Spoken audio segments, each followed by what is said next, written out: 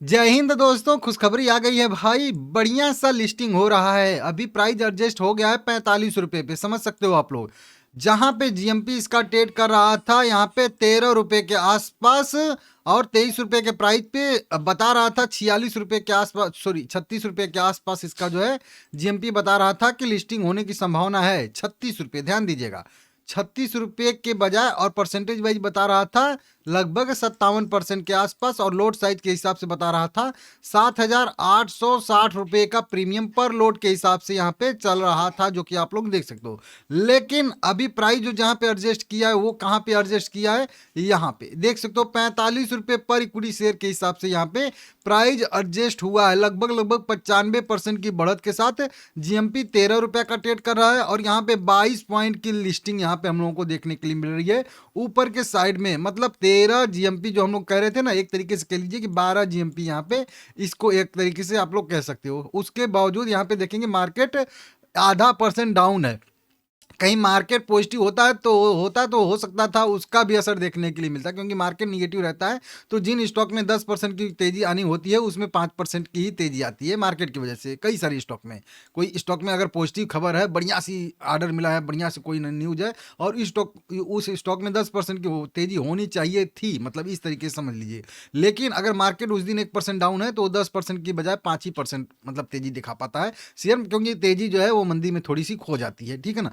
अब 22 पॉइंट का listing gain हम लोगों को मिल रहा है। परसेंटेज वाइज वही कह लीजिए कि 95% का यहाँ पे लिस्टिंग गेन मिल रहा है, जो कि आप लोग यहाँ पे देख सकते हो। सीधा सीधा समझ रहे हो आप लोग कितना जबरदस्त यहाँ पे आ रहा है, आप समझ सकते हो।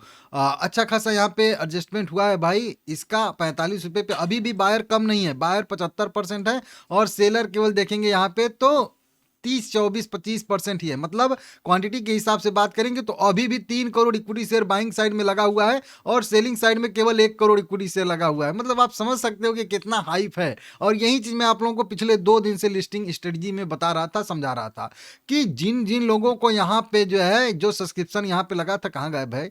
143 टाइम सब्सक्राइब हुआ था ना, 90 लाख सब्सक्रिप्शन लगा था, और बताया था आप लोगों को एप्लीकेशन कि 90 लाख एप्लीकेशन मीशो ये सब कुछ कई सारी ग्रो रो कई सारी कंपनियां अभी लिस्ट हुई थी पिछले साल ना, उन सबका भी 60 लाख ही एप्लीकेशन लगा था। उनसे भी 50% ज़्यादा एप्लीकेशन लगा था। मतलब नंबर ऑफ लोग भी इंटरेस्टेड ज़्यादा है, और टाइम से सब्सक्राइब तो हुआ ही है 143-44 गुना।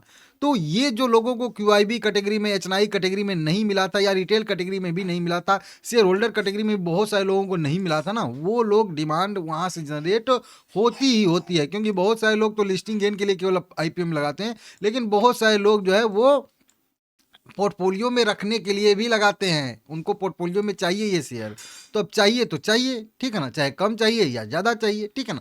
तो इस तरीके से यहाँ पे देख सकते हो अच्छा खासा लिस्टिंग यहाँ पे गेन यहाँ पे मिल रहा है हम लोगों को। 9:57 हो रहा है।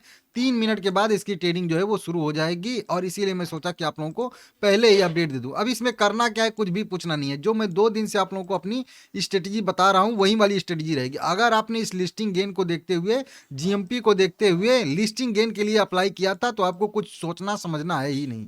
क्लियर क्लियर है। अपॉर्चुनिस्टिक वाले लोग को मैं बता चुका हूं।